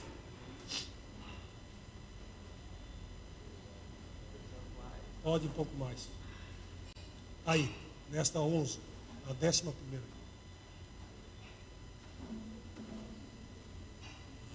Sauer coloca muito bem os eventos influenciadores que levaram ao atual momento. Eu quero dizer que concordo com todos eles, mas quero acrescentar. Por quê? Eu digo para as pessoas, quando discuto 2013, que é impossível entender 2013 se não voltar para 2008. É impossível. Por quê? São manifestações que surgem do nada. O cara está em casa satisfeito e daqui a pouco diz, vou para a rua protestar. É claro que não. O que aconteceu em 2008? Acho que todos vocês lembram. Grande crise imobiliária nos Estados Unidos, que atinge o sistema financeiro e que acaba repercutindo pelo mundo como um todo. Alguns países, como a Espanha, país de primeiro mundo, alguns países quebraram. O que acontece no Brasil?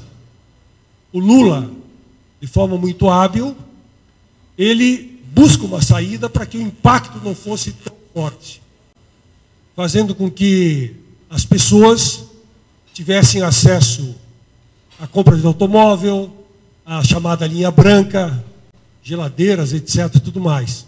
Ou seja, ele, a partir da política do consumo, deu uma atenuada no desastre econômico que estava se avizinhando. Vocês devem lembrar, o Lula dizia, não, lá fora tem tsunami, aqui foi apenas uma marolinha. Que não é verdade. Por que não é verdade? Porque a crise de 2008, ela obviamente se faz sentir fortemente na economia brasileira. E esse impacto, ele reduz de uma forma substancial os recursos orçamentários dos municípios, do Estado e da União. Qual a consequência? Dificuldades para a gente atender quem? População nos serviços básicos. Então não tem como pensar 2013 sem pensar em 2008. Segundo aspecto, diante dessa insatisfação, as pessoas começando a compreender, tanto é que a linha mostra aqui claramente, 2008 começa a acender para valer o desalento. Tem um outro aspecto que muita gente não lembra, mas eu como prefeito lembro muito bem. Copa do Mundo 2014. Por que a Copa do Mundo é importante nesse debate? Porque a população estava insatisfeita com o serviço de saúde, com a educação pública, com a assistência social, com os serviços gerais. Aí o Brasil começa a construir estádios. Alguns deles verdadeiros elefantes brancos, é só ver isso. A FIFA queria 8 capitais, o Lula exigiu 12. Um grande equívoco, sem dúvida nenhuma. E, com exceção de Porto Alegre, todos os demais estádios foram construídos com dinheiro público. Todos, com exceção de Porto Alegre. Porto Alegre foi uma parceria com o Esporte Clube Internacional, que buscou Andrade Gutierrez. A Dilma foi fundamental para que a coisa acontecesse sem dinheiro público. Mas, só fiz essa ressalva para que vocês entendam. Qual foi a tônica geral que os movimentos começaram a usar? Não tem dinheiro para a saúde, não tem dinheiro para as escolas públicas, etc., mas tem dinheiro para estádio padrão FIFA.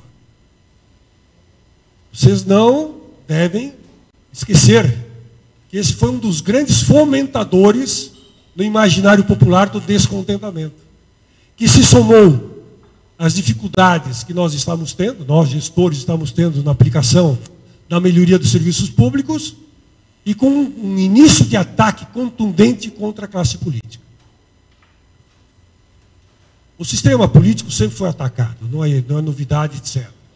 Mas pode ter certeza, pode voltar no tempo, vocês vão ler sobre isto, nós tivemos várias crises políticas no Brasil, mas em nenhum momento, até porque as redes sociais ajudaram muito nisso, o ataque à chamada classe política, eu não gosto muito da classe, mas vamos usar o termo para que as pessoas entendam, nunca foi tão contundente e tão generalizada quanto esse momento.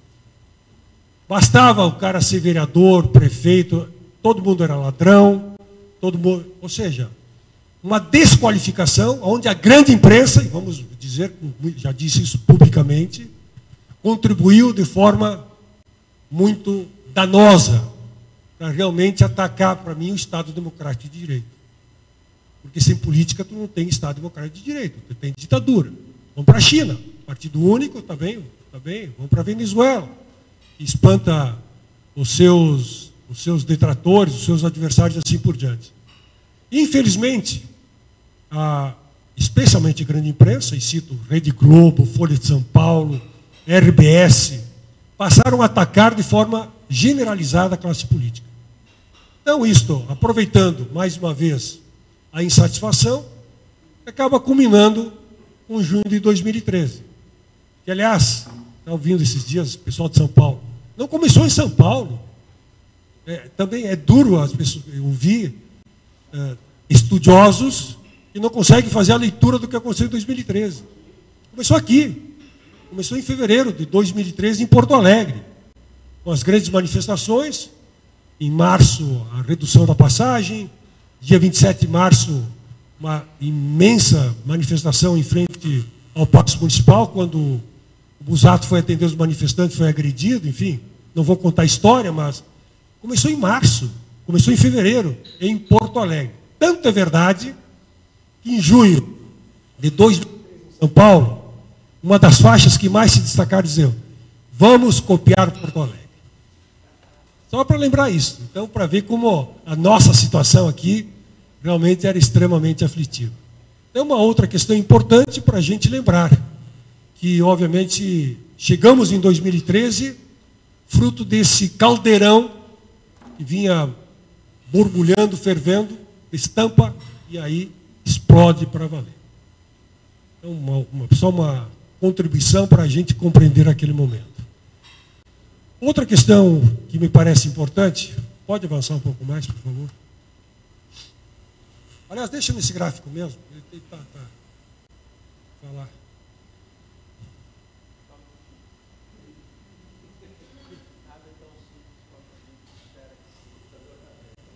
É ao vivo, então, sempre que a gente faz ao vivo. Pegando exatamente essas linhas.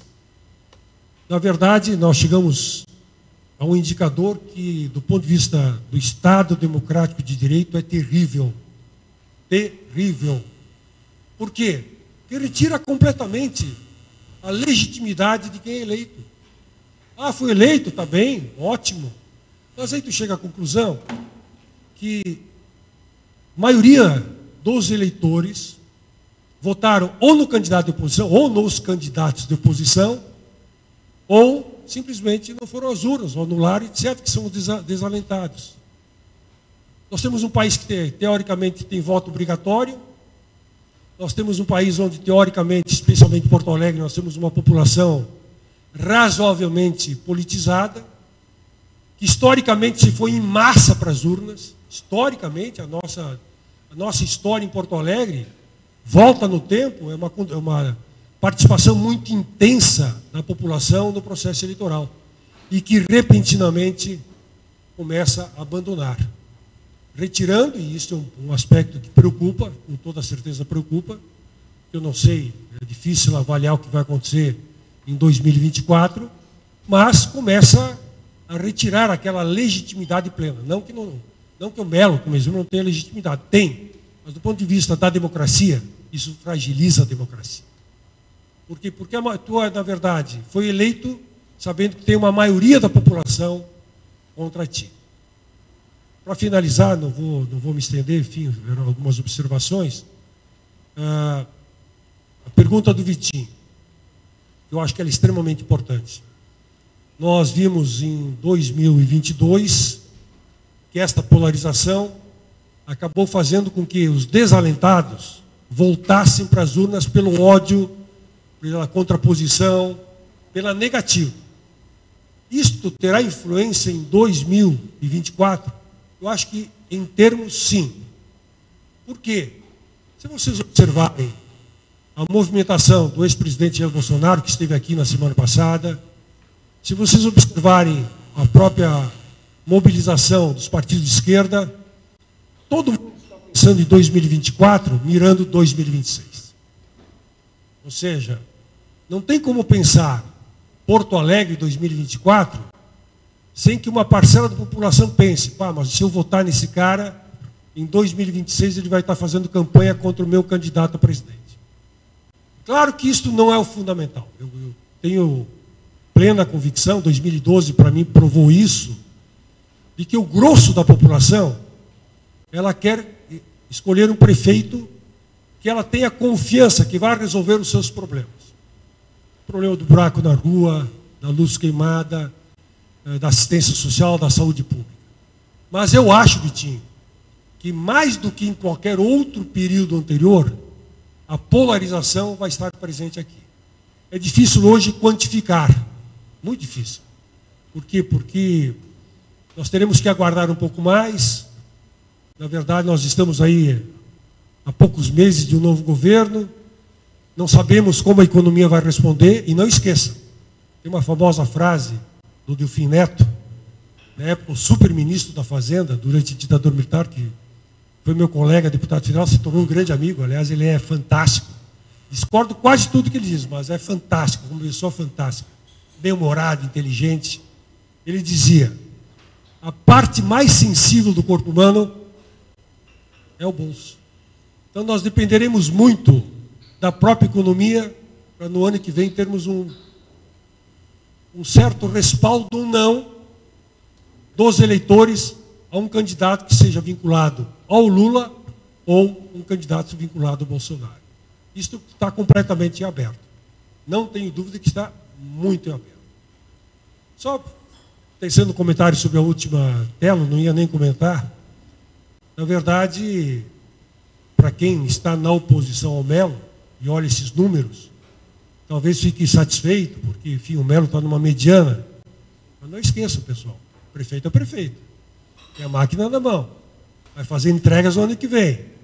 Então, naturalmente, para mim, o Melo já sai como favorito para o próximo processo eleitoral. Bom, ele vai vencer? Bom, aí só com bola de cristal, porque uma campanha é tão dinâmica que realmente fica difícil. Vou dar o meu exemplo. 2012. Julho de 2012. Julho, ou seja, nós estamos nos aproximando das eleições. O Ibope faz uma pesquisa em Porto Alegre, e nessa pesquisa em Porto Alegre, a Manuela está 7 pontos na minha frente. 7 pontos na minha frente. Bom, é claro que bateu o desespero na nossa base e salto alto no outro lado, que aliás foi muito bom. Como é que é o resultado da eleição? 65,22% para a nossa chapa.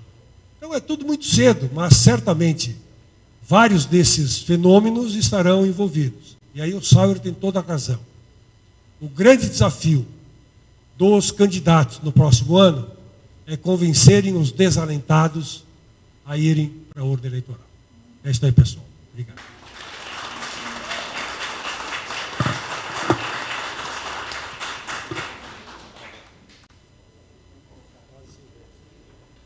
Muito bom ouvir o nosso prefeito José Fortunati com a sua sabedoria, o seu conhecimento aqui. Meus amigos, nós vamos encaminhar as perguntas e aí os nossos painelistas, tanto o José Carlos como o Fortunati, farão as respostas e as considerações finais. Eu quero lembrar um dado aqui que ele é estatístico e também consolidado no seguinte, José Carlos. Nós tivemos, até pouco tempo atrás, a possibilidade, na eleição de vereador, da eleição proporcional, onde mais de um partido poderia coligar os seus candidatos para que formasse a sua nominata. E em 2020, nós tivemos o fim dessa possibilidade e todos os partidos teriam que apresentar as suas nominatas. Chapa pura, o que a gente chama. Nós temos agora para 2024 também a chapa pura. Todos os partidos têm que apresentar as suas nominatas, mas em 2020 nós tínhamos a possibilidade de 54 candidatos. Agora, em 2020, diminui pela lei eleitoral essa possibilidade. Então, são 36, que é o número de cadeiras na Câmara de Vereadores, mais um. São 37 candidatos por nominata. Com o advento também das federações, que é algo novo dentro do nosso processo eleitoral, nós teremos o fenômeno de 2020, que foi o maior número de candidatos a vereador, com mais ou menos 860 candidatos. Só para ter ideia, 2016, 660, 2020, 860 candidatos. Então, o teu vizinho, porteiro, zelador, familiar, muita gente com candidaturas a vereador. Então, a tendência natural é que em 2020, pela limitação que diminui de 54 para 37, e com as federações também que enxugam, acredito que vamos ter aí de 400 a 500 candidatos em Porto Alegre, mais ou menos. É um dado importante também da gente refletir. Para que eu possa encaminhar as perguntas, quero enaltecer aqui a presença dos nossos líderes. João Elbio, ex-secretário adjunto de Segurança, está aqui conosco. O Emerson Correia, ex-secretário do DEMAB. Jefferson Bernardes e a Camila aqui representando a agência Previl. Carmen Santos, que foi nossa candidata a vice, também está aqui com a gente. O Emerson Balinha, representando os sindicatos rodoviários. Felipe Tisbirek, representando como presidente do Instituto Hildo Meneghetti, o EPIM. Andréa Fioravante, presidente das Mulheres Progressistas, também tem um projeto Despertando Mulheres. O Armando Domingues, presidente da Associação dos Procuradores do município. E queremos fazer um agradecimento muito especial aqui ao Café do Marques, Bianca e Adriana. Muito obrigado pela acolhida, sempre bem feita.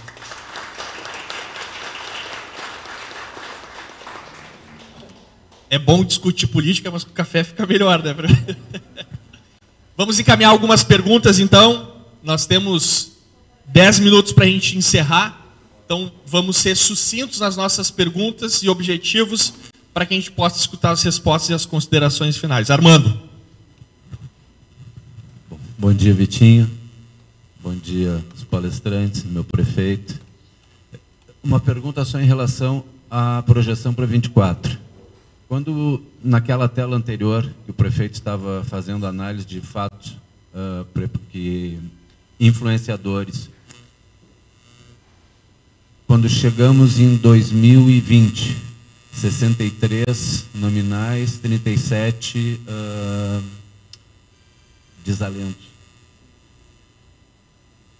Ali, quando tem os eventos, eu não vi colocado um evento que eu acho que foi o mais influenciador na nossa eleição e que isso poderia já alterar a conclusão lá em 2024, porque, para mim, esses 37% de desalentos, ele com certeza seria menor se não houvesse o fato mais preponderante, que foi a impossibilidade do prefeito Fortunato de concorrer.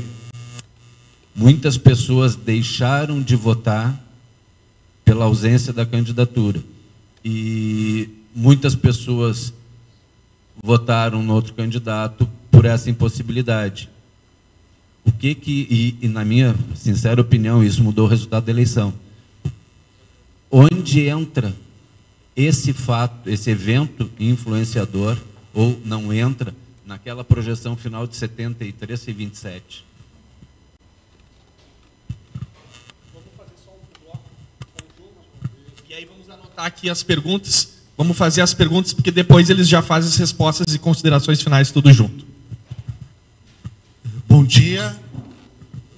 Bom dia aos senhores, às senhoras. Parabéns pela mesa. Pessoas que são de relevância nessa temática.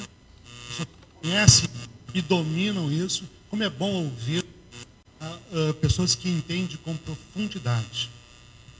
Eu já fui prefeito camelô, garçom, sou filho de telefonista e motorista de táxi. Deus me abençoou e eu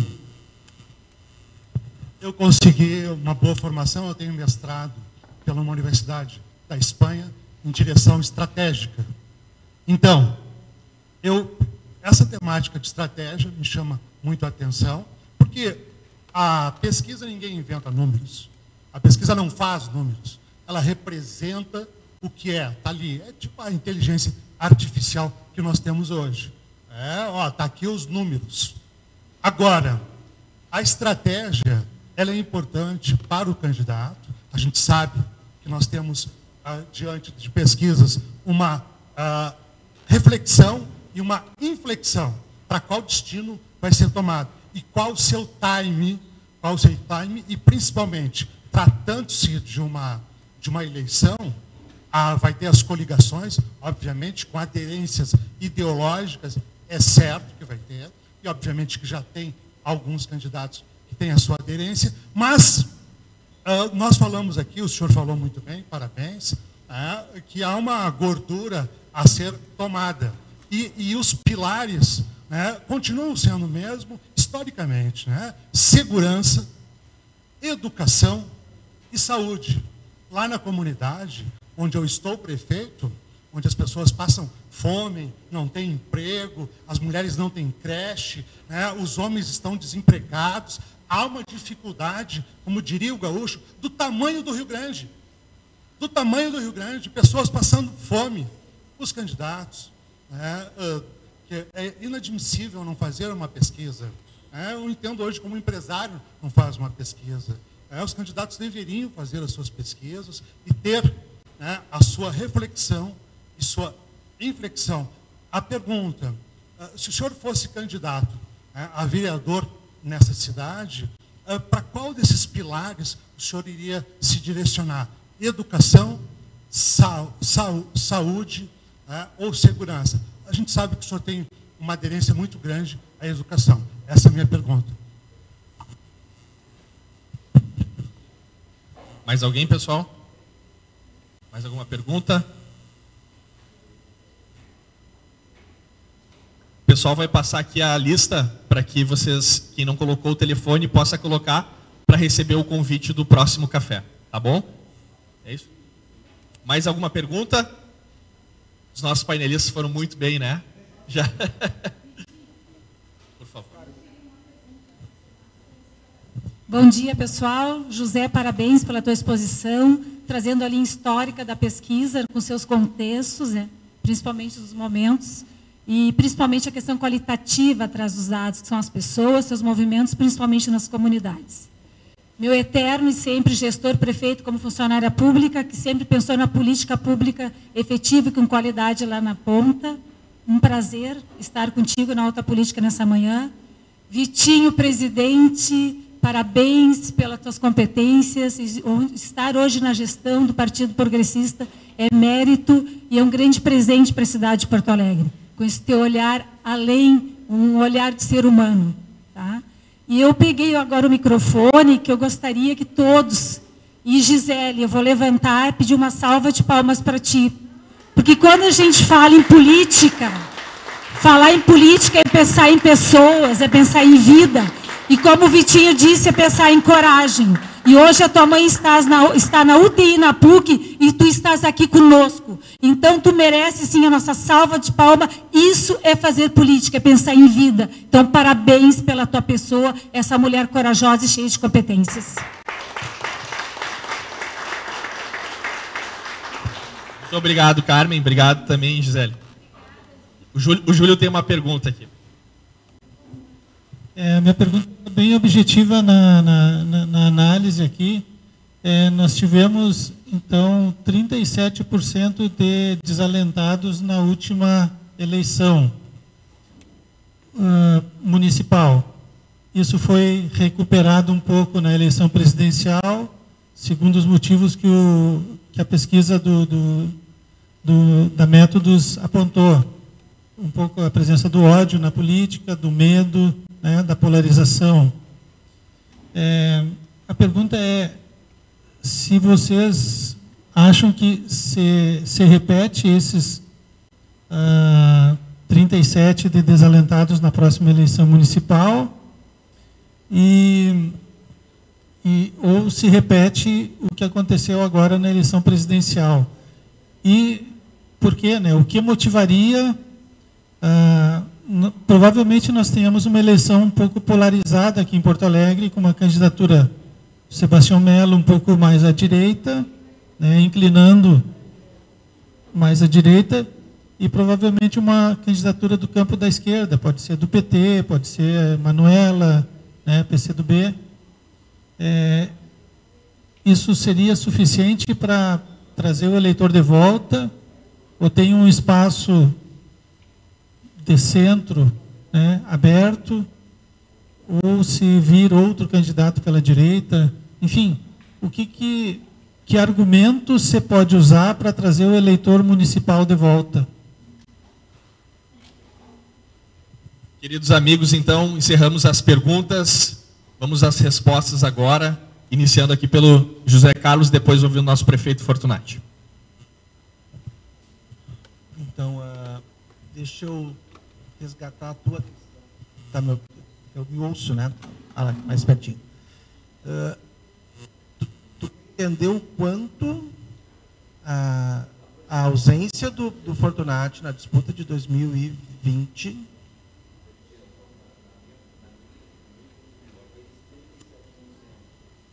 37% de desalentados é um resultado factoide, porque ele foi, para mim ia ser menor, ele foi produzido por um fato muito forte, acontecido pouco antes das eleições, que foi a impossibilidade do prefeito Fortunati concorrer. Daí a minha pergunta é matemática, isso foi levado em consideração para a projeção de 2024, ou poderia ainda, 27%, se eu não me engano, que é a projeção de desalentados para 27%, ou cairia ainda mais? Não é uma questão fácil da gente equacionar, mas vamos tentar aqui o seguinte. Eu tenho todo o histórico dessa eleição, né, de 2020, porque eu vinha acompanhando ela e vinha fazendo um tracking eleitoral que me permitia olhar dia sim, dia não, o resultado da eleição. No dia, ou na semana, em que o prefeito Fortunati tem a sua candidatura, né, retirada pelo Tribunal Eleitoral, nós tínhamos a candidata Manuela liderando a disputa. Em segundo lugar, empatados, a gente tinha o Fortunati, o Mello e o Marquesani. Os três vinham fazendo a mesma disputa. Em momentos distintos desta eleição, os eleitores do Melo e do Fortunati se trocavam de lugar. Eventualmente eu tinha o Fortunati à frente, liderando, eventualmente tinha o Melo, eventos acontecendo, a campanha difícil, né? E aí a gente tem a retirada da candidatura do prefeito Fortunati. Então eu estou falando de 12% de intenção de voto nesse momento, né? Ontem a gente conversava, o Fortunati me dizia, mas eu tive a informação de que quem cresceu em primeiro momento foi o Marquesan. Eu não vi isso. Eu vi o crescimento do Melo. Então, o Melo é o maior beneficiado, por óbvio, me parece, tem um histórico aqui, né? Vice-prefeito durante 4 anos. E imediatamente ele vai alcançar condições de disputa e de ingressar no segundo turno contra a Manuela. Então, assim, em termos matemáticos, é um percentual que dá ali em torno de 1/3 do que nós estamos falando, né? Um pouco menos. Mas esse eleitor não se retirou do processo, né? Ele imediatamente faz um voto útil no Melo, né? No sentido de impedir o ingresso da Manuela. Porque havia ali já um ponto de contato entre Manuela e Melo. Na disputa ela já era muito mais pessoal, retirando aquelas outras barbaridades que a gente foi obrigado a ouvir durante a eleição, né? Que uma falta de educação total em relação às mulheres candidatas da disputa. Mas o que eu quero dizer é que, em parte, sim, poderia ter afetado, e, em parte, não. Porque eu estou falando do segundo turno, e este eleitor que vota no Fortunati, vota no Melo, vota no Marquesan e alguns outros candidatos que estão abaixo, ele rejeita amplamente a candidata que está liderando. E tem motivação para se manter votando. Ele ingressa no segundo turno e vai dar a vitória ao Melo, né? Então, a eleição se define em termos técnicos neste evento, inegavelmente, né? Que pega todos de surpresa. A minha sensação, pelo histórico de dados, é que eu teria o Fortunati participando do segundo turno com a Manuela. Essa nós poderíamos estar sentados diante do prefeito da cidade, não do ex-candidato. Não sei se eu consegui responder toda a questão.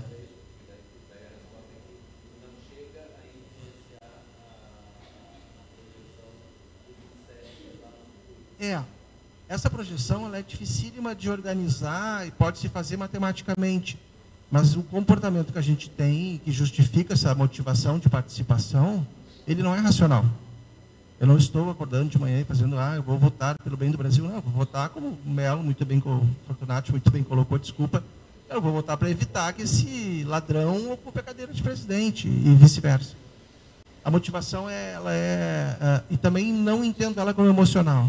Seria um equívoco dizer, a emoção tomou conta, coisa de marqueteiro. Não, isso é conversa de botequim.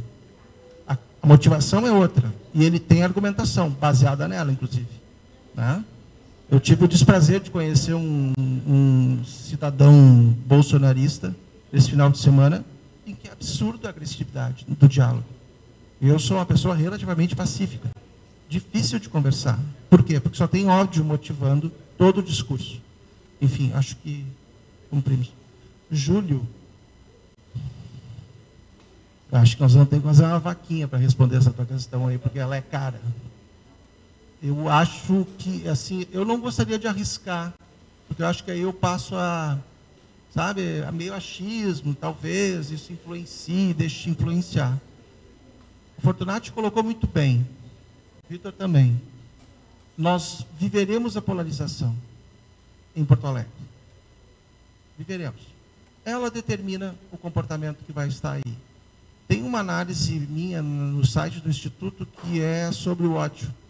E eu trago a opinião dos eleitores de Porto Alegre em relação ao ódio que existe em relação ao Lula e em relação ao Bolsonaro. Quando eu falo em relação ao Lula, é ao Lula, não é ao PT.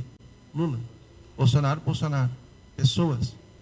E ali a gente vê essa polarização, o quanto ela tem musculatura e o quanto ela vai ainda impulsionando esse discurso, entendeu? Então, acho que a gente vai ter que deixar que o tempo nos ajude e que a economia se manifeste. Nós sabemos se Bolsonaro já foi cassado, não foi cassado, se for cassado, o que vai acontecer? Vai ter condições de ser um incentivador da disputa estando cassado, é uma questão complexa. Mas que a gente vai seguir acompanhando e eu vou poder, previamente combinei com o Júlio, de que a próxima pesquisa eleitoral que a gente faça em Porto Alegre, a gente divulgue com ele com exclusividade nesse café. A gente bota o segundo andar e atende todo mundo. Tá bom?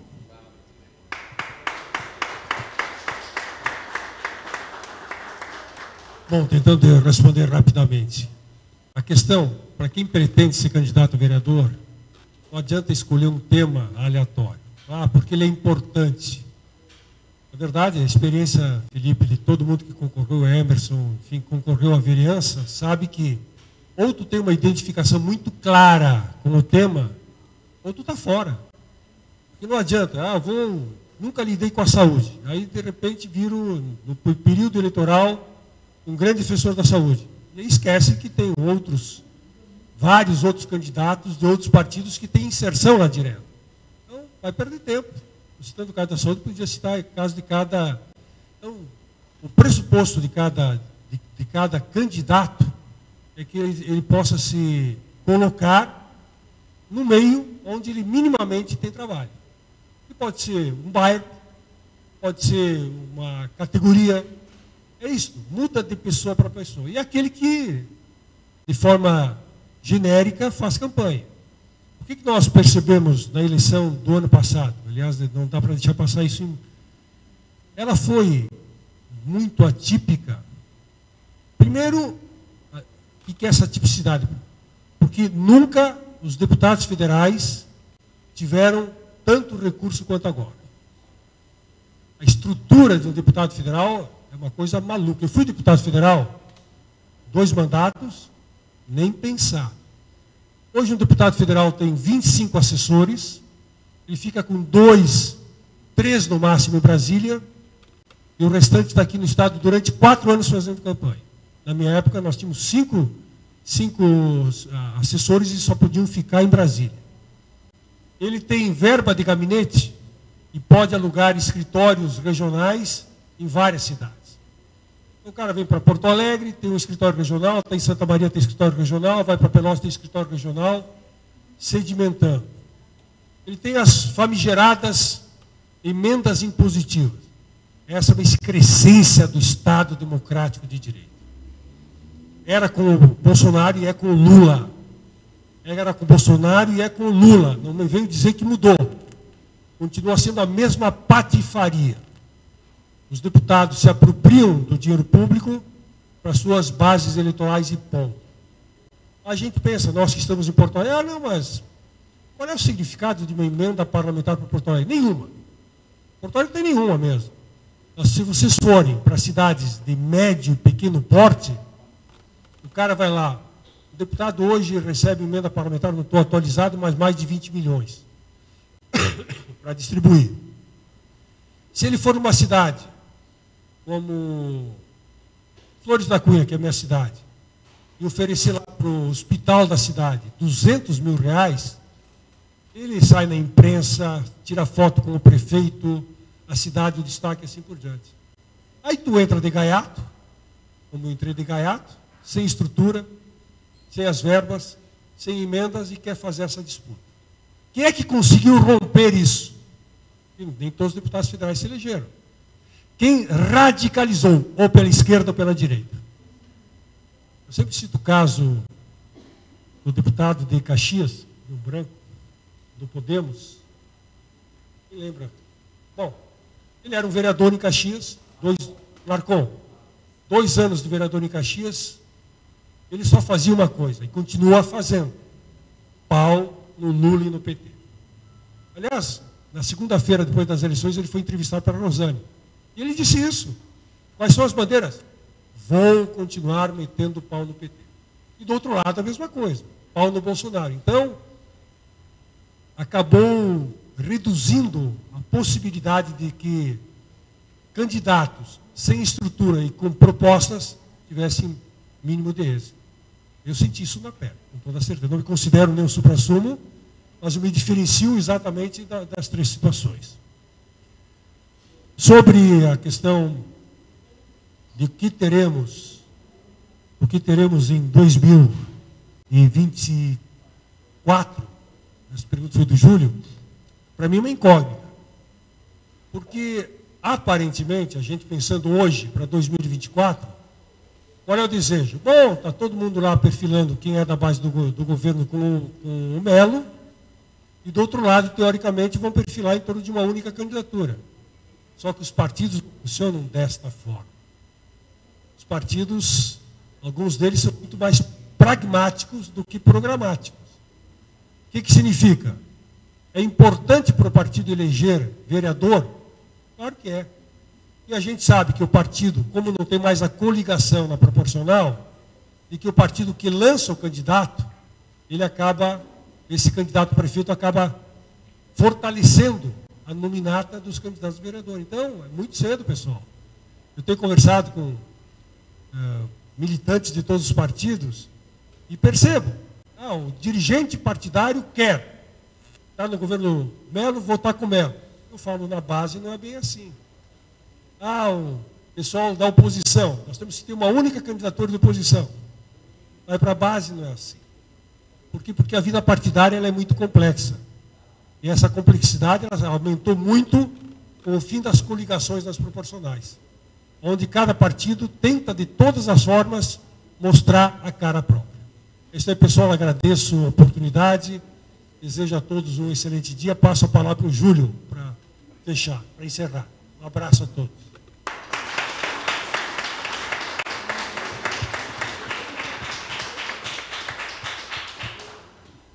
Então, não vou alongar muito, só agradecer aos componentes da mesa, o Vitinho, que está sempre disponível quando a gente chama, o prefeito Fortunati também da mesma forma, e o Zé, da Métodos. Queria, de certa forma, anunciar que a gente está aprofundando a nossa parceria, que já vem de alguns anos, né, mas para esse próximo período a gente tem vários projetos que vai tocar junto. Então, e agradecer também a presença de todos vocês, particularmente da Gisele ali, que nos assessora aqui na organização do café e está passando, como a Carmen disse, um momento bem difícil, mas está aí.